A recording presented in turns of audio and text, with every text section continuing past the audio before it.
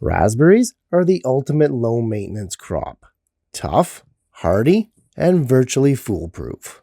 Most times, it takes a concentrated effort to completely fail at growing raspberries. But certainly, even experienced growers can make mistakes along the way. Hi, I'm Jeff from the Ripe Tomato Farms. Welcome to another episode of the Garden Quickie, the show where in 2 minutes or less, we're all about eliminating those mistakes. And today's episode is all about raspberry plants. More accurately, the mistakes to avoid so that you can get better harvests year after year. I got 3 to share with you today. Time's short as always, so let's dive in.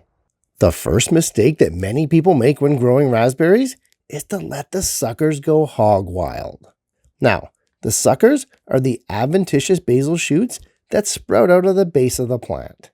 Left unchecked, they'll most definitely become an unruly mess, restricting airflow and generally clogging up the lower parts of the patch. And just like tomato suckers and strawberry runners, these shoots are a total drain on the raspberry plant. They aren't going to flower or fruit for you, so just remove them as soon as you see them. The second mistake that raspberry growers often make is not knowing what variety they have. Raspberries are a perennial crop, but with biennial shoots. June-bearing raspberry plants will only produce flowers and fruits on the second-year canes, ones that have already gone through a winter dormancy. Cut or prune them too early, and you won't get a single raspberry. There are everbearing types that grow fruit on the first-year canes, but still, you gotta know your variety. And the third mistake that we're going to focus on today is improper pruning. Usually in the case of raspberries, this means doing it too early. New and old growers often think that pruning and winter raspberry preparation go hand in hand.